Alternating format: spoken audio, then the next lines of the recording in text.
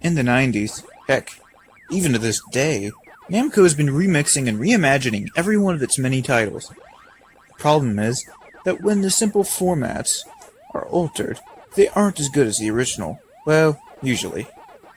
They made a trio of games that remixed Pac-Man, Galaga, and Dig Dug.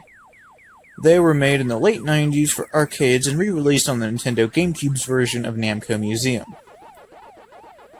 This particular version of Namco Museum includes the following games: Pac-Man, Miss Pac-Man, Pac-Man Arrangement, Galaga, Galaga Arrangement, Dig Dug Arrangement, Galaxian, Pole Position 2, Pac-Attack, and Pac-Mania. A very repetitive list. I wish they had included something a little less known, such as Mappy, Bosconian, or Xevious. But still a halfway decent collection, even if not the best version of Namco Museum.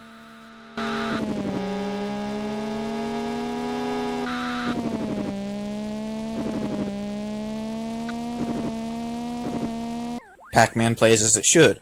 Why am I even talking about this game?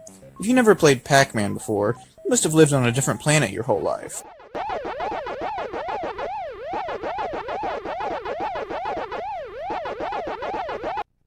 Its arrangement version adds a lot of crazy mechanics that make no sense whatsoever. It's basically Pac-Man with kind of 3D graphics and nonsensical gameplay mechanics that you can easily ignore, so I guess they don't affect the gameplay all that much.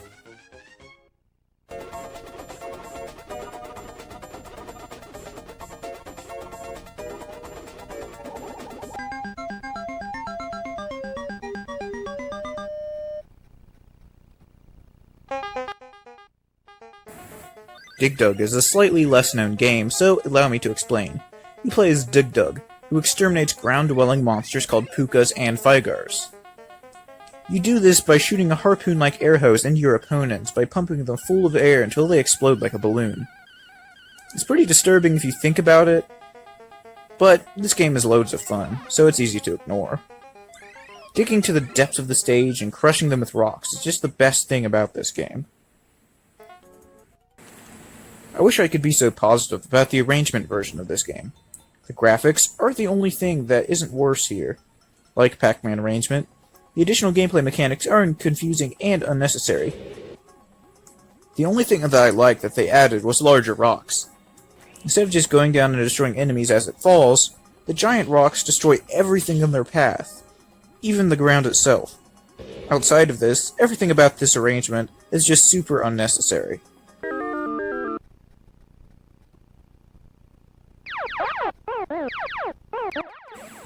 Next, we have Galaga, a shooter similar to Space Invaders, but it paved the way for the modern shoot-'em-up. There are a few new things here that are worth noting. Even though it's not much, this game is technically vertically scrolling, which was pretty new for the time. It's also one of the first of its kind to have the enemies approach in complex formations. They fly on-screen in small spirals, and some break off from the main group to attack you in close range.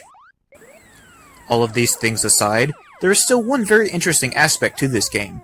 If you get captured by an enemy, you can shoot down the ship and rescue your captured life. When you do this, you get a wingman that fires at the same time as you.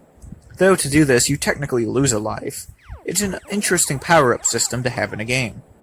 Galaga Arrangement starts out the same, but slowly evolves into a totally different game. It resembles more of the elements of a modern shoot-'em-up, and has a few positive differences from the first game.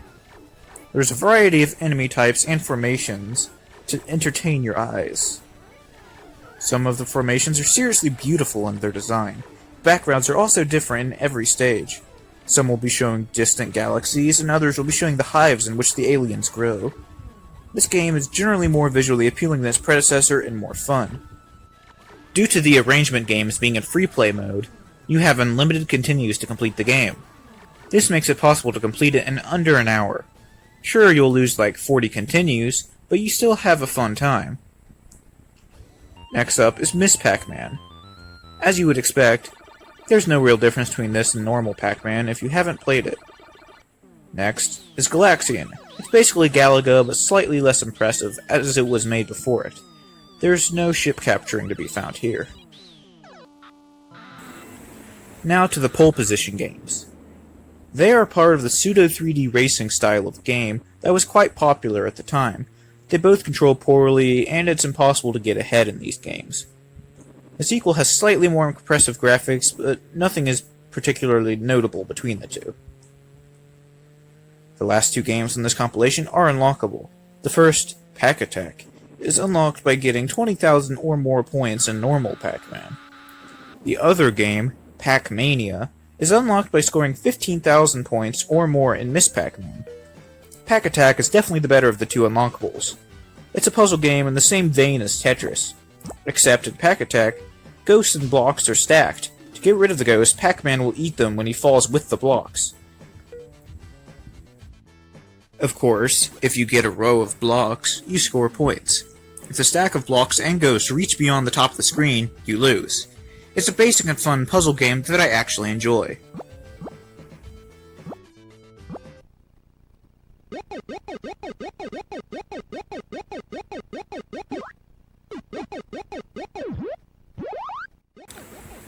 The same can't be said about Pac-Mania. It's one of those pseudo 3D isometric games that, like most, plays very poorly. It's super slow and dull, not the Pac-Man I know and love. Aside from the few not-so-good games found on here, most of them are excellent titles. All of said titles controlled decently other than pole position, which isn't a great game in any iteration anyways. Every game is emulated excellently, just as every other version of this collection. I give Namco Museum for the GameCube a 7 out of 10. It can be bought for only about $5 in most places, and is quite worth the price.